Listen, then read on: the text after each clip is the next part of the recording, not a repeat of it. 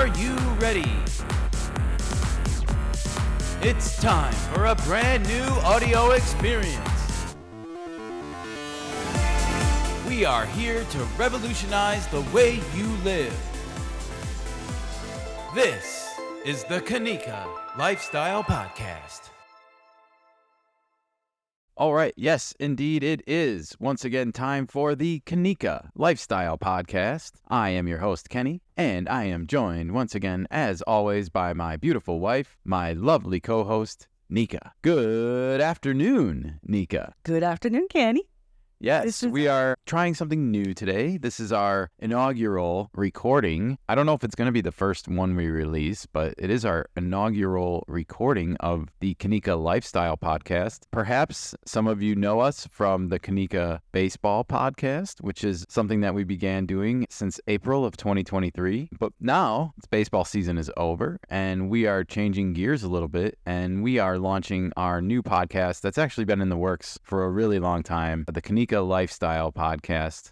And this is a podcast that's going to cover a lot of different topics. As you can tell from today's title, we're going to be discussing some gaming. We're also going to be discussing some movies, TV shows that we like, and we're going to be recommending these things to you, our listeners, and we're going to be giving you all the reasons why we like these things. One of the biggest things missing from modern media is why.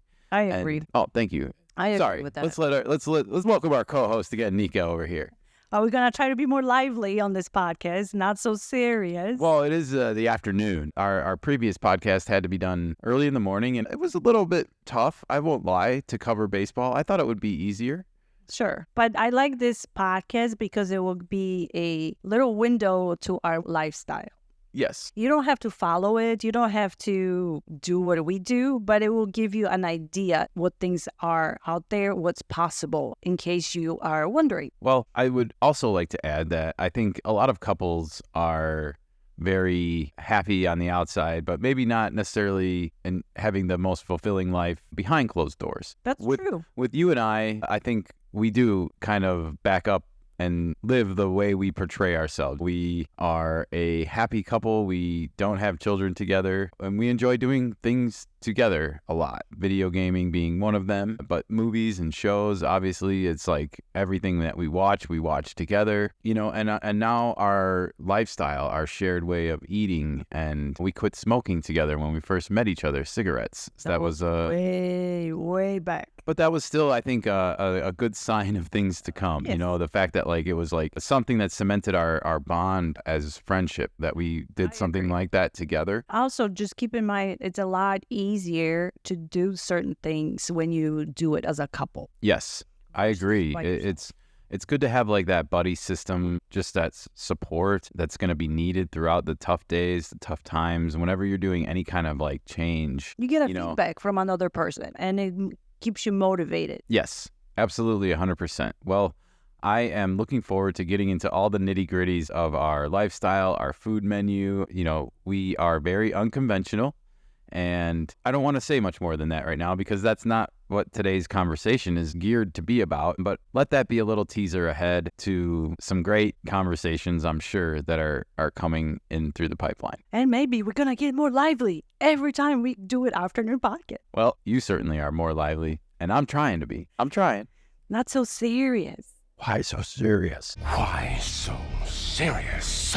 Well, at least I don't have to stop recording today and then immediately start finding the notes. And that's the last thing. I guess we'll put a bow on this section, but we'll circle back around to the baseball podcast. It was fun. It was great. We're going to do it again next year with a lot of changes, but it was really difficult to follow the entire league and do like, what were we doing? 3 a week at the end even? And it was still hard. There's only 2 of us. It's just the 2 of us. Just the 2 of us. We can make it if we try. Just the 2 of us. Just the 2 of us. Well, I don't want to sound like we're complaining, but it is a small operation, and the little time that we can put into this in order to hopefully get bigger rewards later on down, and we can grow.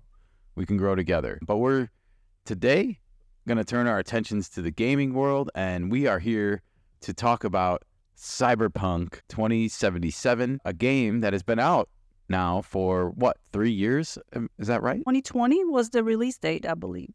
Yeah, this game came out like in December, right after the PlayStation 5. But we should mention it came out a month after the newest systems came out, but it was made for those and the older systems. And, well, this game had a it has a long history already behind it in the 3 years. And one of the reasons why we're talking about it today is because at the end of September of this year, the game launched version 2.0, like by the code or whatever. You have software programs and they have versions. The games also have those versionings now. And Cyberpunk 2077 launched version 2.0 at the end of September of this year. And you and I have spent the last month or so of our gaming time lives getting reacquainted with the game, because it's been sort of a while since we both have picked it up. But The game has changed a lot. this version represented a lot of new changes, and I would say is like now, quote unquote, the definitive version of the game, and maybe minus the expansion, which we'll talk about later, called Phantom Liberty. The game is probably operating as close to what was promised initially as possible at this point. Do you think if they would have waited 2 more years, the game would have been in this format or this update as is right now, and they would avoid a lot of headache because of it? 2 years is a long time for developer to push the release date. Maybe they would have been able to do it sooner. I'm just wondering how would that worked out at the end. I know you might not have an answer. All I'm going to say really is that I think it was a mistake to ever make this game for the last generation's hardware to begin with, based on the scale and the scope of it. And we're going to get into this really quick here shortly. But beforehand, I think it's really important to spell out to people, when this game launched in December of 2020, it was met with a very hostile crowd in terms of like bugs. A lot of people that pre-ordered the game and waited around for the game and the delays. And that's another reason why it probably wasn't developed initially for the next-gen systems, is because it was never supposed to launch on those systems. But because of the fact that the game got delayed, the next-gen systems actually wound up launching before the game launched. And then it was like people that were playing it on next-gen systems, they were having problems, but definitely not as many as the people trying to play it on the previous generation hardware, which you can imagine, like, look at how much computers change in 5 to 6 years. So imagine a video game system that's a computer doing the same thing. It is a computer. Well, it's a subsidized computer. Sure, it is. But Because it has a lot more power in it Exactly. than a street computer costs. The reason why they're able to make cost on it is because of like game sales and developers paying Sony then for customers to buy and play their games. So there's a lot of reasons for this. Don't need to get into the business side of things per se, but what we will say about it is Cyberpunk was so bad that it actually triggered refunds, which is usually a big no-no on these types of platforms. When you buy a game digitally, you're stuck with it. Right. You know, like they won't let you return it because, I don't like it. Well, sorry. Yeah. I mean, it doesn't work that way. Even when you do a pre-order 7 years in advance, you're kind of stuck with that pre-order. Yeah. I mean, I say 7 years, maybe like 7 months is more realistic, but even so, the rule still stands if you're 7 years out. You're not going to get a refund for digital game. I would like to point out that I am very glad that the company, which is CD Projekt Red, fixed the game. They stuck with it. They turned the ship around. They promised that they will do that, and they actually delivered. Because there are games, we know, Anthem comes to mind, that they promised all the glitz and glamour with that game, and it just tanked and never got retouched or remade or even looked at it again. Yes. So this game launches with the bugs, obviously, we just talked about. It's kind of vilified in the press, like to the point where customers are getting refunds from Sony. But at the time, CD Projekt Red, the company that, by the way, also makes the Witcher video games, and they're based in Poland, they said that they were going to make this right. They were going to fix the game. That's a platitude. What does that mean? Well, I think now, 3 years later, pretty much, almost 3 years later, we know what that meant. And to give them credit, they did stick with it. And this Phantom Liberty expansion that we talked about earlier represents what will be the lone expansion, as far as we know, to be put into this particular game. But there will be more Cyberpunk to come. All right, so what is Cyberpunk? It's a very good question, and I know it's based on a graphic novel as a story, and maybe we should also point out that The games that we do play, a lot of them are story-driven games. We don't necessarily play war games or military-style games or multiplayer online gaming. We are interested in story-driven games, and a lot of those games are third-person games. There's no live server for games. Right. Yeah. I mean, there might be like side quests within the story themselves, but there's generally when you finish the game and the story, you're done with the game. And there might be like some lingering quests to do, some more challenging encounters to maybe give yourself if you want the added challenge. Sometimes you don't want the added challenge, but generally when we find a game we like to explore it to the maximum. And I think part of the reason why we wanted to do this podcast is like our taste tends to overlap a lot, you know, when it comes to games. There's very few games out there where it's like, that one's for you, not for me. It's generally we're in consensus with it. Correct. And we tend to buy games together too, I think. So well, we have family share, so we always have the same games. That's true. But we do like strategically choose. So all the games that are going to be featured on our lifestyle podcast will be games that we are both playing and definitely like into and recommending. You know, it won't be just one-sided or anything like that. Right. It's like watching Lord of the Rings, you know? You watched it for 3 hours and you're done with it. The same applies to the game. You don't have to spend hours and weeks in a game and not to have anything to show for it. Well, let's be honest. That's kind of artificial chase, you know.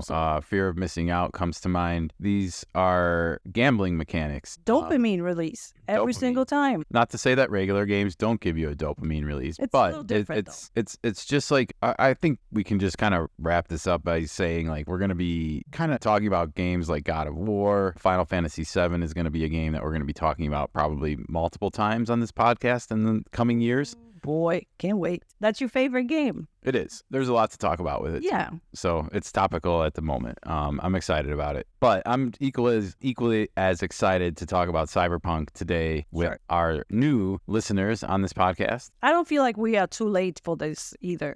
Well, we are doing this under the guise of the 2.0 release.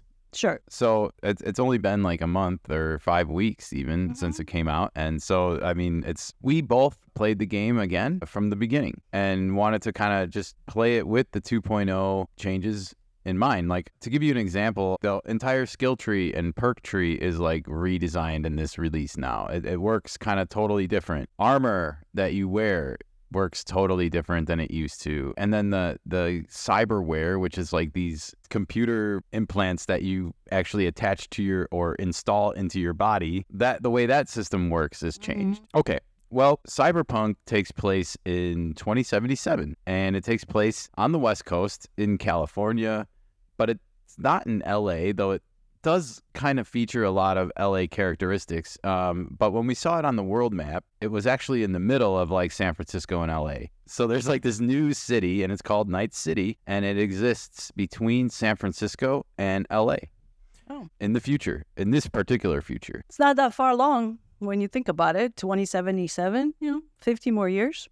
And it might just look like that, especially in California. Yeah, which is not a good advertisement for that. The one thing I think that this game will evoke immediately is feelings of Blade Runner. This is a bad one. The worst yet. I need the old Blade Runner.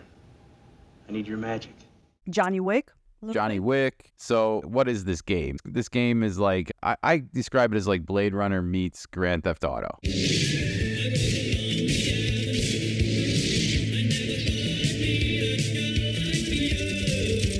Grand Theft Auto, of course, was a popular game when I was like in high school and in college. I believe it was Grand Theft Auto 3 and then Vice City, which were the big popular ones. And then there was, I think, San Andreas after that. That was like the PlayStation 2 trilogy of Grand Theft Auto games. Spent a lot of time playing those, but you will recognize a lot of Grand Theft Auto if you play this game because you drive around a car around a big city a lot of times, and or a motorcycle in our case. It's also set up in a city. It's set up as a modern, futuristic game where you encounter new stuff that you're more familiar with, versus a lot of games are either set in the medieval times or in space, or they're like Star Wars related or Marvel's related. This one has nothing like that. Yeah, I would say it has its own unique charm. It's an RPG role-playing game, I guess, by definition and the way it works and operates. But the comparison would end there, I think, because a lot of what you're seeing is new and or unique to this particular future that they've created.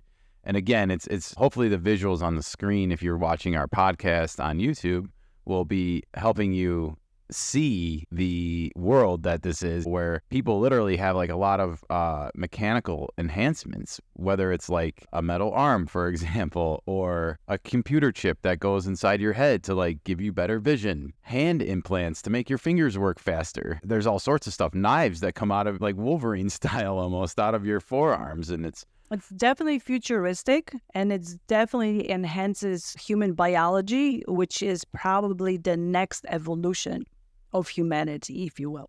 yeah. We are already partially there with our bionics, legs, arms, eyes, whatever at the moment, but not to the level that Cyberpunk 77 portrays us. Well, hold this thought. I want to get into all of this when we talk about character and custom creation, because that's a huge component of this game.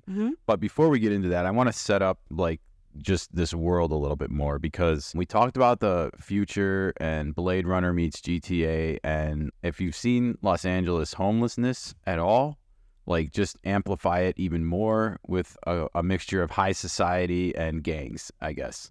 Right, there's really not much of a middle class. It's just like either you're rich or you're poor. dirt poor, and everything everybody is emphasizing sex, to put it bluntly. Yeah, there's a lot of crazy sexual things going on in the background. It's not the foreground of the game. Absolutely. It's all in the background because there is such a division in the statue. And it's been privatized, you know, like, for example, like this will surprise nobody, but VR is in this game. It's called BDs. I can't remember what that stands for. Brain dance. Brain dancing. Brain dance is a virtual reality, basically, where you put on a headset and you get transported into something else. So no one really knows what you're watching on this headset. And you just see people in rooms all the time throughout this game while you're exploring, wandering around. And they're wearing some kind of headset and like they're wigging out on the couch. They look like they're on drugs or something, but they just have one of these headsets on.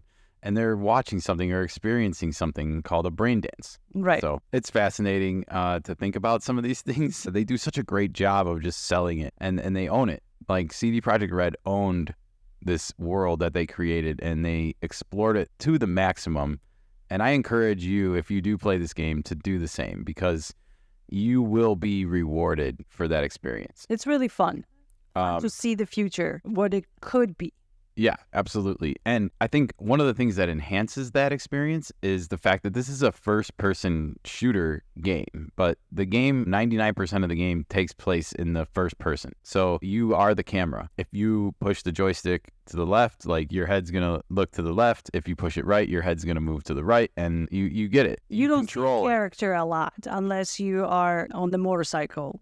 Yeah, I mean, it can be disorienting sometimes to watch other people play because you don't know. You don't know where they're moving, and you might not have moved that way, but you have this first-person view into the game, and I think that adds. I'm not a huge fan of first-person games historically. GoldenEye comes to mind when I was a kid. It was a James Bond game. It was definitely had first-person shooter elements to it. Of course, everyone knows Halo from the Xbox days. It was hugely popular in college, and the brand has become a movie or a show on Paramount Plus and still exists as games. And then, of course, there's like games like Destiny, which are live service, which you talked about.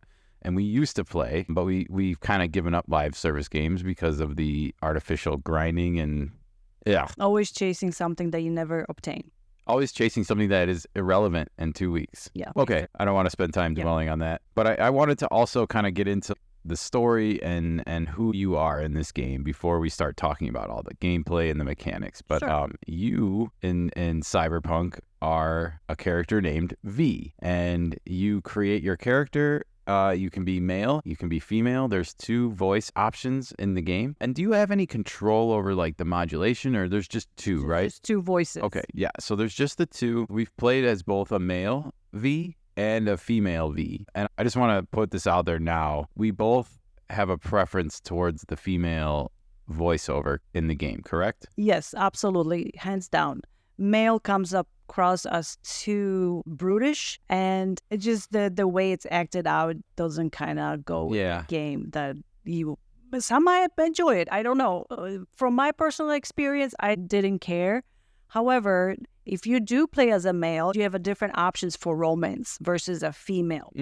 So that's the difference. Yeah, this is totally like, if you're familiar with Witcher 3, we mentioned this game will share a lot of those mechanics when it comes to like the way quests work, the way your inventory works, the way your skill trees work. You know, there's a lot of, you could see that they were made by the same company. However, this game is in first person, that game was in third person. You know, another game that comes to mind is Mass Effect, and just like The Witcher 3, Mass Effect, the reason I bring it up is because of it's the OG for dialogue choices. When you would be having conversations with other characters, you would be able to choose how you respond to them, and sometimes based on your choices, like things would go differently in the game. They could have even huge ramifications on how the story plays out for you. Multiple endings, multiple character, or you know, like multiple possibilities, I guess, and it's keeping that open, and that's part of the fun of this game, right? Oh, absolutely. So we want to just say you can have like this fully customizable look, fully customized, like male, female, and then this affects how you interact with the world around you. We should also mention at this time, I guess, that there's like 3 pathways you can choose at the beginning. So you can basically start this game a total of 6 different ways. You can be male and female, and you can do that as these 3 different choices. You can be a corpo, or which is like you can come from a corporate background, and remind me what the other 2 are again. Street kid, Street kid and a nomad. So a street kid is more like you grew up on the streets, I guess, so to speak. Yeah, you're more of on the rougher side of town, if you will. And then a nomad, obviously, your name implies you in the Badlands, and you're starting as a nomad. Yeah, exactly. So that moves around a lot. And the corporal is more of a polished, nice digs starting out. So depending on what role you choose, you sometimes get to have different dialogue choices open up as a result. So a lot of people that are really into this game, they get a lot out of like replaying this game multiple times, multiple ways as different, you know, like I'm going to be a female nomad.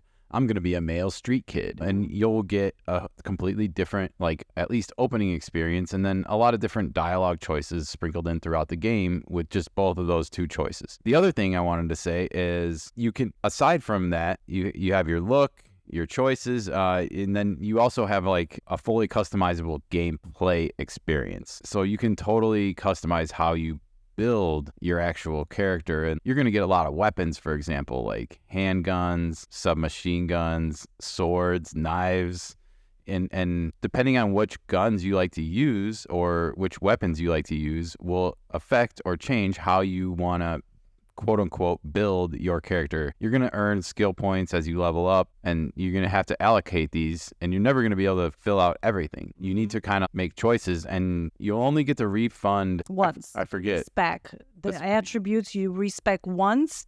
However, the skill points, if you will, the yellow ones, you can refund, you can allocate however you want or whatever you need at that time.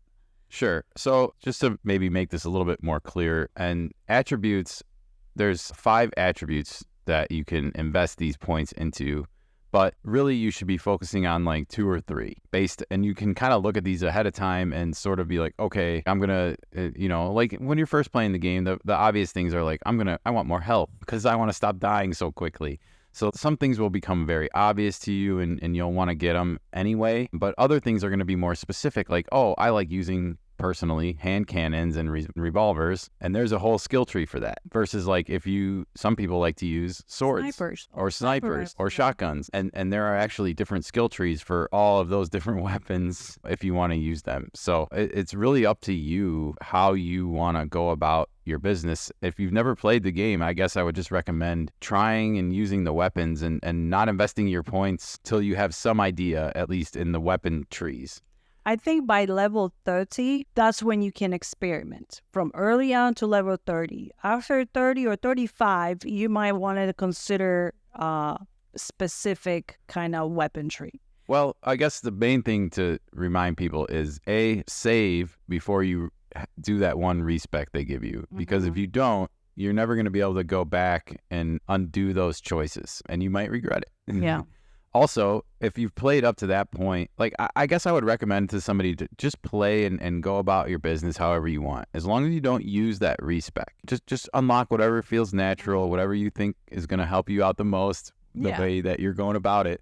But before you do that attribute respec, maybe go on Google and maybe look up like a build. Oh, I really like using hand cannons. What are the best, not just attribute trees to unlock, but the skills to use with them. So some things might not be as obvious as others until you understand, like, oh, it functions like that. Okay.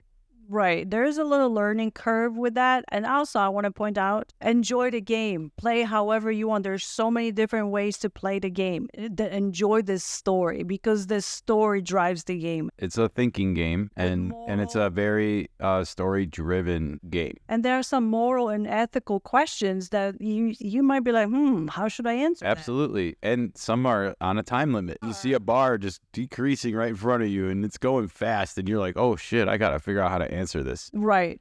Some of them might impact your ending, some of them will not. And you do not know that. So if you want to be a badass, knife throwing, katana slinging person, go for it. Yeah, absolutely. 100%. You can be Uma Thurman from Kill Bill in this if you want. There's even a yellow jumpsuit that they have and like motorcycles you could drive around. Well, since you brought that up, I want to point out that Netflix does have a Cyberpunk 2077 cartoon. Yeah. We never finished watching it. It's gory. Very gory, yes. I'm not a fan of that so much, but if you want to gauge what it is, there is a cartoon to check it out. Yeah, you can definitely do that. It's called Edge Runners, I believe. Cyberpunk Edge Runners, and it's on Netflix. And the game itself is also like graphic. You know, you're going to be shooting people at point blank range, and it's not gonna. But you do not see the blood. Yeah, it doesn't have a lot of graphic blood. I think it has to do more because we're so technical in the future, or we're so techie. Maybe is the right way to put that. All right. Well, you mentioned the story, and I just kind of wanted to explain a little bit about the plot and the setting for you, because the first, I would say, 5 hours or so of this game is really like a long intro to the game and the world itself. So a lot of the stuff that we're explaining like kind of goes hand in hand with the introduction of the game itself. You're going to get exposed to a lot of the systems in the game just through the narrative. But what is that narrative? So we mentioned the 3 paths and how you can like start this game, kind of 3 different junctures, if you will. But what I want to explain is that everything kind of resolves to the same point eventually, and you're going to be playing the same story, whether you're a man or a woman. It's just the interactions with these characters will be slightly different. And like Nikka said, there is like sometimes different people you can romance or those kinds of interactions, but nothing's going to necessarily change the overall ending outcome. There are multiple endings and outcomes, but those are based on like more, like you said, moral choices. They don't matter if you're a man or a woman. So there are those kinds of choices as well in this game. So it's really like a complete, you can choose however you want to approach this at a lot of different ways. It's almost like watching a interactive movie. Yeah. And it's like I said, it's an RPG. Role playing. In this sense, you're fully absorbed into that role. And you will become kind of like attached to your V that you create. It'll feel like your V. Even though everyone plays V and has the same story, I think just having watched Nikka play it enough and having watched myself play, we both feel attached to our V. You know, it's our story. My V's better than your V. Yeah. My clothes are better than your clothes. Haha. Yeah. Oh, there's so many clothing items. Oh, boy. That's choices. Yeah. Absolutely. And you're going to have so much fun with that. You mentioned the story. I want to talk about the beginning of the story a little bit, just to give people a flavor of like what the plot is, because the first 5 or 6 hours of this game is basically serves as an intro to the game. So a lot of the things that we've talked about and discussed so far are going to be introduced to you during this time period, including cyberware and your clothing, and you're going to create your character and all these backgrounds and whatnot. So this all happens through the playing of just the game. And then you're going to meet Jackie early on, and Jackie's your mate. He's like your best friend, and you guys start working jobs together. Low level, stealing a car here and there, that kind of stuff. You're working your way up, right? And you have dreams of being like some of the best runners in Night City as far as like job runners go. That's your goal. And you do that, and you eventually meet a fixer named Dexter DeShaw. and he was hired by a woman named Evelyn Parker. And these are going to be two of the first big characters in this story that you meet. And they're going to hire you for this big job where they want you to break into a corporation called Arasaka and one of their towers and steal something on the top floor and get out clean. Well, if you haven't guessed, this does not necessarily go well, this mission. And without ruining anything, there's a lot of fallout, things happen, and boom, you wake up and you now are back to square one, so to speak, but with the caveat that you have a person now living inside of your head via a computer chip who happens to look and talk like Keanu Reeves dressed as a rock star. Wait the fuck up, samurai. We have a city to burn. Did I get all that right, Nikka? I think so. Woo, woo. You squeezed all the nuances in there. Okay, well, I wanted to get that out of the way because this is, like I said, you're going to get introduced to all the game systems and then you will sort of regain control and be on your own again. And then you just start exploring the game and you'll have like a quest always for like where you should go next in the main story. And then you're going to start meeting and interacting with people almost as soon as you wake up. And have the choices start being made. I really want to point out, this is such a great hook into a game. It really makes you want to keep playing the game. The whole intro, the story, the Arasaka Tower heist, as it's now kind of known. It really good introduction to the game, and it hooks you in.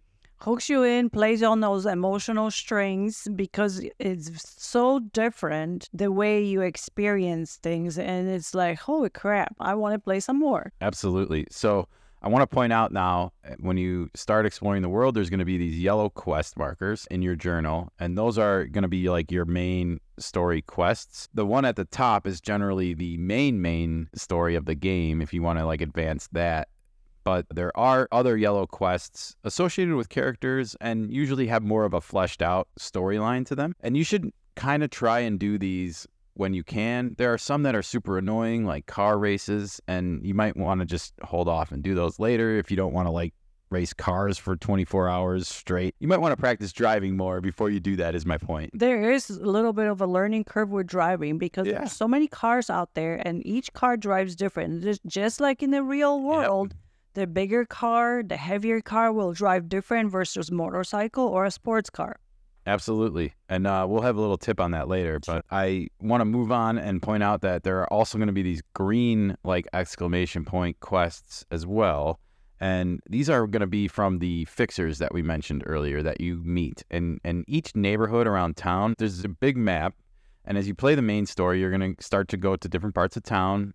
There's like a Chinatown and a Japantown and Pacifica. Like you can kind of guess that that's probably by the coast. So yeah, there's different neighborhoods, and then each neighborhood kind of has a fixer that's going to reach out to you and hire you to do jobs in that neighborhood. They kind of run that neighborhood. Exactly. When you look at it like a mob. Yeah, exactly. That territory. If people need something done, they go to this person, and that person reaches out to their list of contacts. Right. And you're one of their contacts now. So these quests you should kind of do as needed. And the reason I say that is because you will need to do some of them to have enough money and to get new gear upgrades, you know, just to keep your character progressing. But they are also very fun to do once you've kind of completed the main game and you've built your character and reinvested maybe all your points and decided like, oh, I want to use hand cannons. And then going and doing some of these quests when you're fully tricked out a little bit can also be a lot of fun, because you don't have to worry about, oh, I don't have enough points to open this door because my skill isn't high enough anymore. So you're limited with your options versus later in the game, you have a lot more of your arsenal at your disposal. Very good point. Well, thank you. All right. Well, there's also with this green quest something called Cyber Psychos. And this is a specific fixer named Regina Jones. Thank you. She is the one who will be giving you these cyber psycho quests. And these cyber psychos are actually spread out all over the entire map. So you will most likely explore most of the world before you find them all. But they are going to be like your mini boss fights in this game. And I would say as you like expand throughout the story map will kind of dictate like which cyber psychos maybe you should or shouldn't be fighting at certain times. Although eventually you'll get to a point where like around level 30 or 40, it won't matter anymore. But they do feel like little mini bosses. You gotta hard, use some but- strategy against them. You know, you can't just go in and like guns blazing and think that you're gonna be okay. You gotta Bit of a proceed s- with caution. Right. There's also a little bit of a story, or you got to solve something or find Yeah. something. There's a little bit extra meat on those versus Well, just. I would say, you know, like the yellow quests are obviously your big story. They're going to pull on your heartstrings a little bit. They're going to give you a lot of character interaction, character choices. These green quests, while they don't have all of that, they are still pretty fleshed out stories. There's still a story going on, at least, and you're going to have a lot of that relayed through your fixer. So a lot of these side characters got a lot of role. They have a lot of communication with you throughout the game at different points. It's really cool. Everything's really acted out very well. As we said, the guy inside your head is Keanu Reeves. And they got a big actor for this game, and it's a big part of it, so it helps. You can't underestimate. Oh, and he's so good in that too. Perfect. Mm-hmm.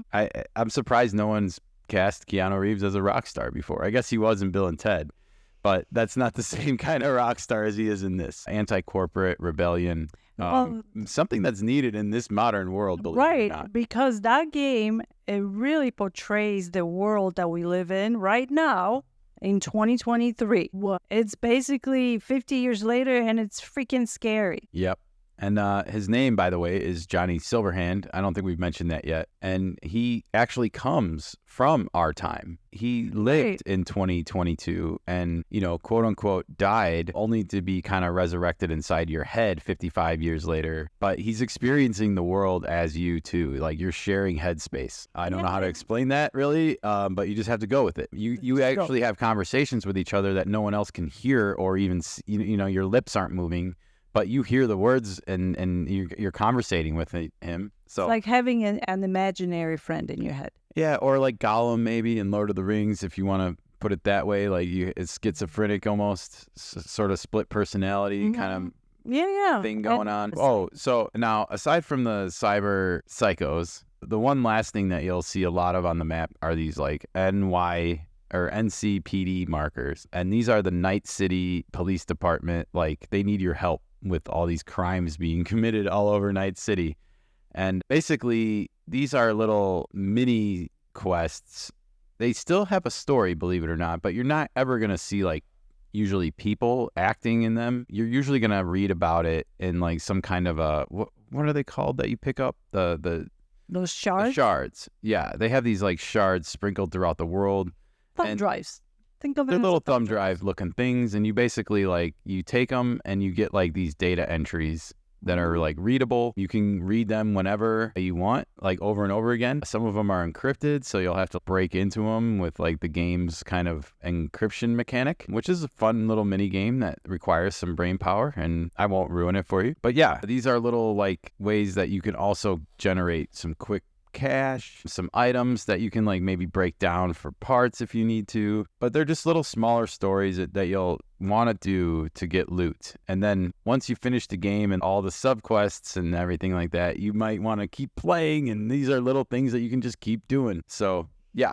One thing I would like to point out, when you clear all the gigs and the Night City Police Department scanners, they do not respawn.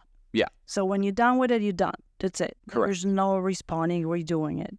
Yep. So that's why I think is another reason to wait till maybe after you're finished the story to do as much of it as possible. I don't want to say wait to do all of it because that's you won't have enough money or parts to do the upgrades that you want to do on your character. Plus, you want to do some of it. You know, Yeah. sometimes You might want to take a break from the main Right. story and do something else. the main story quest sometimes will tell you keep yourself busy for a while till so and so contacts you. So those are the perfect times where you can just go and explore on your own. Absolutely. All right. Well, you mentioned exploring, so I want to switch gears and talk about some of the early tips and tricks.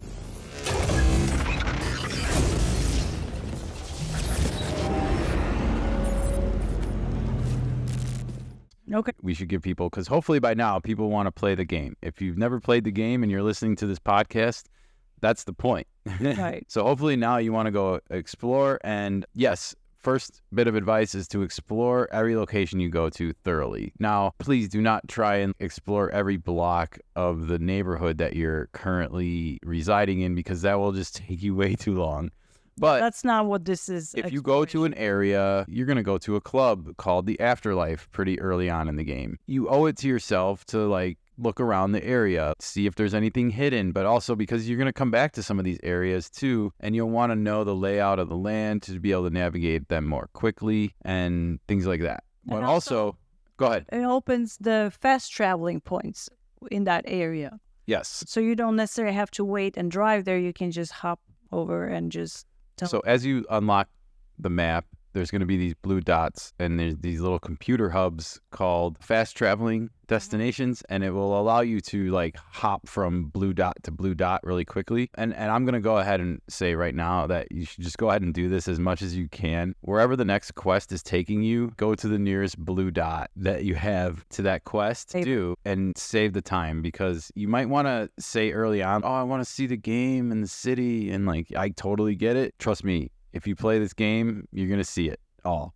It will take you literally everywhere. And when you start a quest in one part of town, it might take you completely on the other side of town. Yeah. So you don't want to be just wasting time driving back and forth throughout the whole map. You want to get to the point where you can basically just grab the next fast travel point to your next destination. You will save a lot of time. You're still going to see the whole game. You're still going to have opportunities to drive your cars around that you collect and motorcycles. And that's another good point. Use the motorcycle you get early on. After the intro to the game, fairly early on after that, if you follow the main story, you will get a motorcycle. And I highly recommend using that early on in the game to drive around to unlock all these fast travel points. To me, the motorcycle just handles a lot easier, and it's a lot easier to maneuver through the tight traffic of some parts of town. What do you think? I agree. I like motorcycle a lot better. It's quicker and it's easier to maneuver. It's a town. Night City is a busy town, and there's a lot of traffic, not just pedestrian. There's a car traffic. You just have to go in and out of lanes. All right. Well, we mentioned to explore every location, and we should mention there's like missable items, and you're going to need money and resources. Well, one thing I wanted to say is that there's also like hidden quests, and there's things that are just going to like start and happen in the middle of nowhere. We were talking earlier today when we were getting prepared for this conversation about how there's like an elevator in the middle of an auto mechanic shop that takes you like 20 floors below ground to a hidden nightclub where there's a bigger scene that ensues. And that's almost a whole like, oh my gosh, I didn't realize this was this big. So you never know what's lurking behind another corner. You know, you never know when you're going to make a bad choice. Like a situation that you're in is not going to end the way you actually wanted it to. So, you know, don't be afraid to load up a save game or an auto save to before that choice was made, and maybe you make a different choice and things end differently and stuff like that. So you can experiment with different choices. I want to point out that the game is very vertical. There's a lot of buildings, a lot of rooftops. You can go up and down. I guess a lot of games do that. Yes, the building that at the beginning of the game, the heist, is 99 floors or whatever. You don't necessarily go 99 floors. No, but there is some up and down there. Right. Even just it shows you like and how different floor to floor can be, and it's cool. They put a lot of thought into this game for sure. Well, I think that's about as much of the early tips as I want to give, because I don't really want to give anything away for this game. I want people to hopefully now be excited and ready to go and experience this world for themselves. But I want to change gears now and talk about the expansion.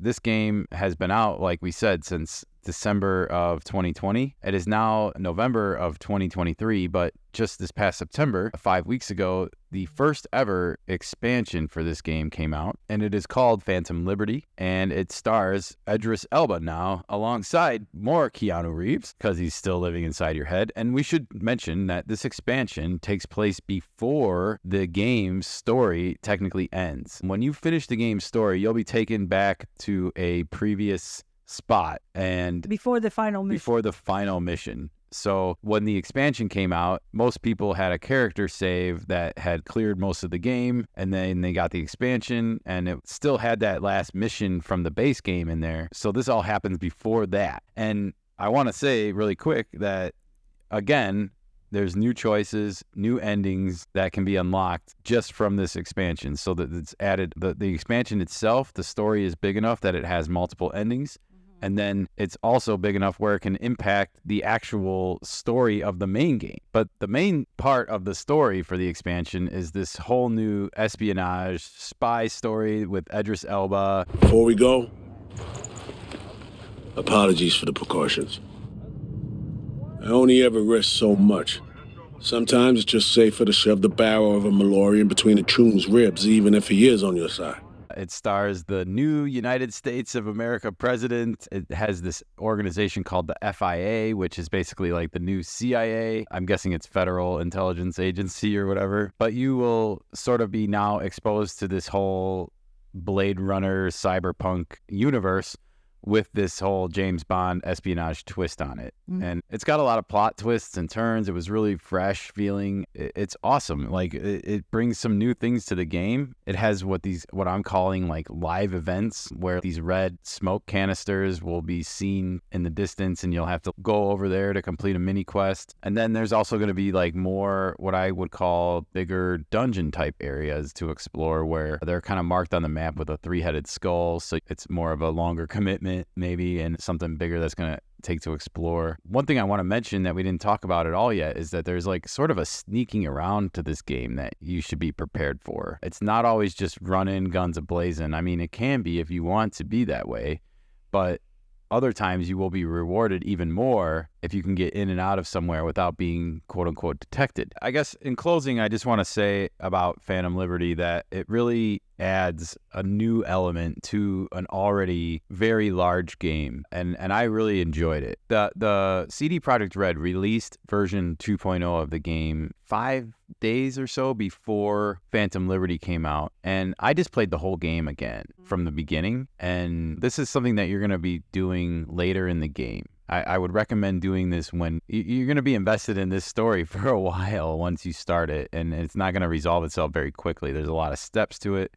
And you might want to just play it like as a separate thing, you know. But I played the base game almost through all the way, minus some of these like more green like gigs or whatever, the fixer missions. You played the story mission. I played the story for the main game, and then I just kind of kept going. And but my point was that you should probably wait until you're at or near the end of the main story before you pick up Phantom Liberty, because like I said, it can still impact the end of the game potentially, but also it's just a fun element. So what I really wanted to wrap up and say is your best bet is to hold off on playing Phantom Liberty until you're at or close to the end of the game. If you want to go ahead and beat the game and then come back to it, you can even do that, like most everyone did, because they finished the game 2 years ago when it came out. Yeah. And also there's a little thing that if you don't want to play the base game, you can just play Phantom Liberty. The game will level you up to a certain point and then you can just play. Yeah, it's literally that big of a story that you're getting yourself into. I mean, it's a big cost investment, and It is. you know, It's $25 for just the Phantom Liberty alone. Right, and it is a time investment, and it's a fully fleshed out story. It can stand on its own feet. Tons of new characters. I mean, it could have been its own game somewhat, Right. in a way. Yeah, If you played The Witcher and you know any of those expansions too, it's comparable to the like Toussaint expansion from The Witcher, which introduced like newer gameplay elements, new upgrades, that kind of stuff. So you can expect the same from this, and that's why you might want to complete it before you finish the base game to bring all these new tools and toys into your final battles. I really hope they redo The Witcher for the PlayStation 5 or make another Witcher game like. They are. They've announced it, so we'll have to wait and see. It is a great game. It is. Nikka's over there humming some Witcher song in her head, I can tell. She's dancing. Well, we've covered what Cyberpunk is. We've covered the setting. We've covered the story. We've covered the side quests, the way the game works a little bit with some of the mission mechanics. We didn't get into a ton of the character building, but I think it's best to experience and experiment that stuff with yourself. Like I said, the big takeaway is not to use that respec until you are maybe like at a point where you know what direction you want to go in, and definitely make a save first just in case you screw something up. All right, well, the last thing I want to mention for Cyberpunk is, if you weren't sold already, this game has one of the most amazing soundtracks you can find. It's the danger pretty here in Night City? Here in Night City.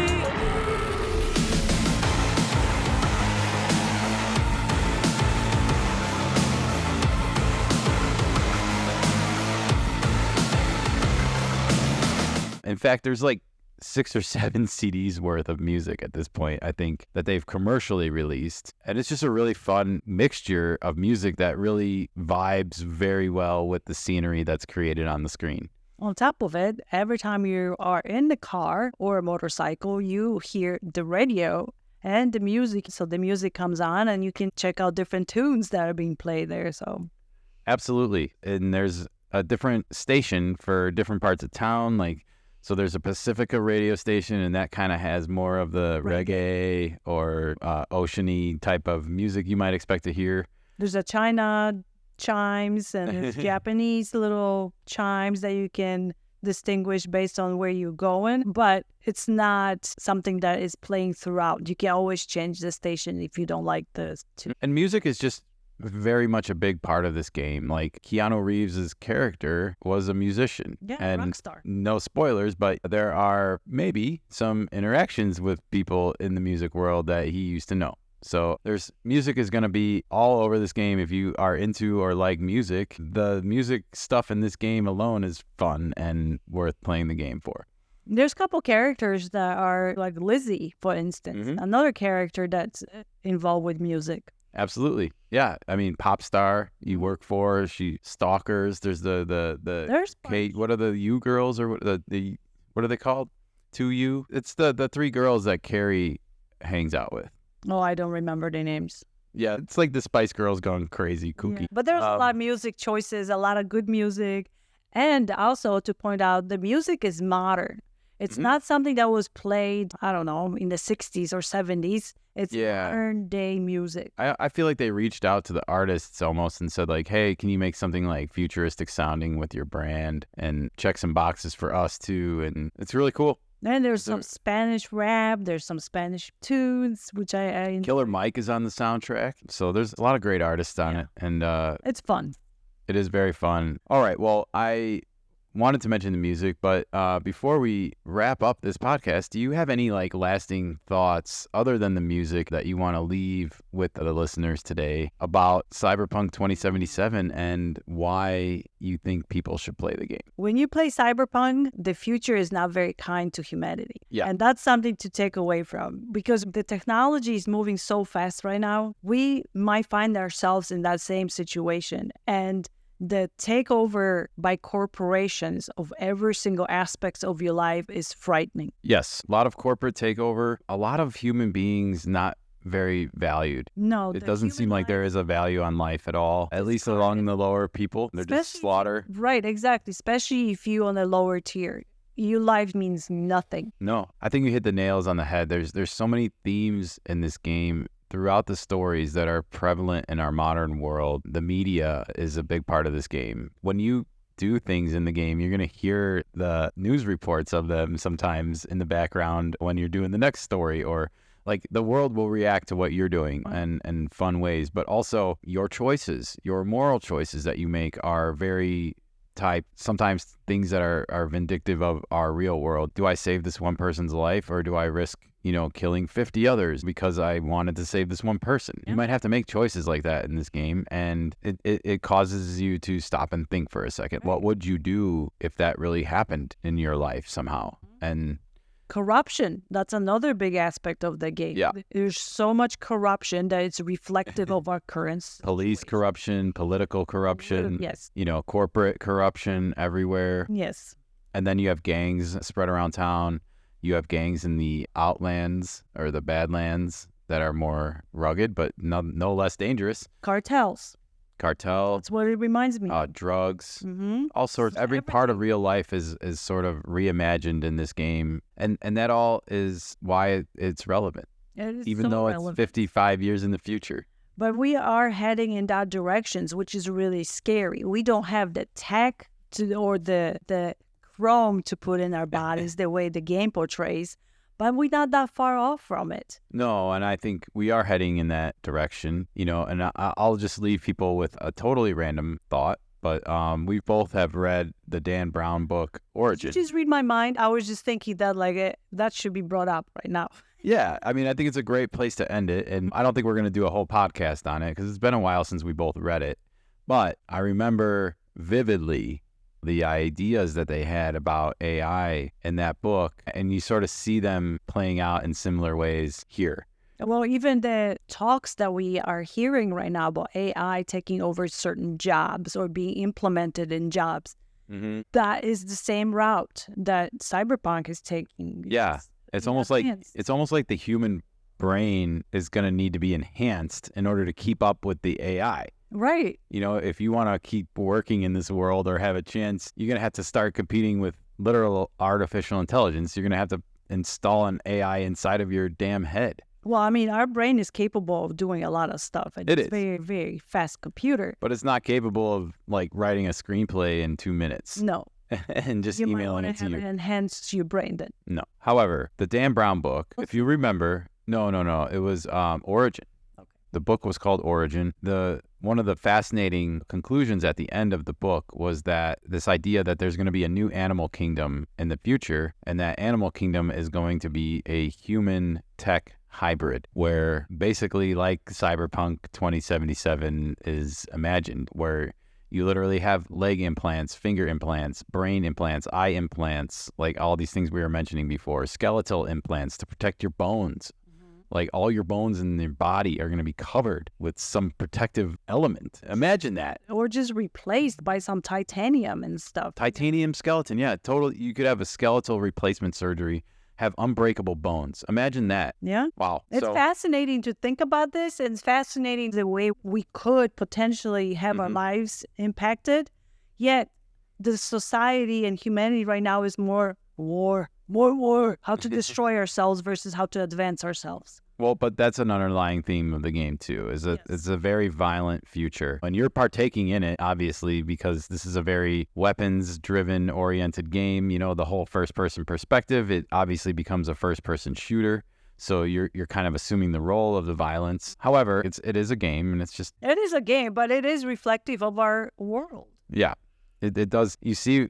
On obviously every store in California, if they can't afford security, it's a risk almost right now because there's so much looting going on and they can't do anything about it. Yeah. All right. I think that's going to do it for the Cyberpunk 2077 Why You Should Play It podcast. This is the first podcast that we recorded for the Nikka Lifestyle podcast. And I can't wait to share more with everyone. I think we might have to do an add-on or something later on to give the contact info or something, because we haven't really set any of that up yet or made the changes. So yeah, maybe we'll do an additional sign-off the next time we record one of these. But it's definitely first step to a lifestyle podcasting. We've been talking about it and now we're actually doing it. Yeah, and I think it turned out pretty good for the first one. I don't think we necessarily have to wait too long to do the next one. All right, well, sign off to be recorded later. I think this is going to do it. You can always find us at Nikka Baseball. This podcast is brought to you by Nikka Baseball. Well, we wanted to get this episode in the books and... Enjoy the game. Have fun if you haven't played the game. If you were still in the fans because you remember how bad the reviews were when the game came out, this is totally different. It's not totally different. It's a new version. It's a new experience. It will not obviously cause you the heartache and the frustration from before. It loads fast. It's smooth. There's not a lot of issues with it. Did I have some bugs? Yes. I wouldn't leave the game on when you're done playing. I would close it out and reboot it up every time you play. That will help you have a better experience. It is a massive, massive game. Yeah. Massive. And with the expansion now, it's even bigger. Massively great. It's massively great. So, all right. Well, as Nikka said, hopefully we have, if you haven't played Cyberpunk 2077, hopefully we've twisted your arm into giving it a real chance. And I think you will be rewarded. I think you will enjoy your time with it. Pleasantly surprised. And like I said, it's a great conversational game because it brings up all of these modern themes around them, All right.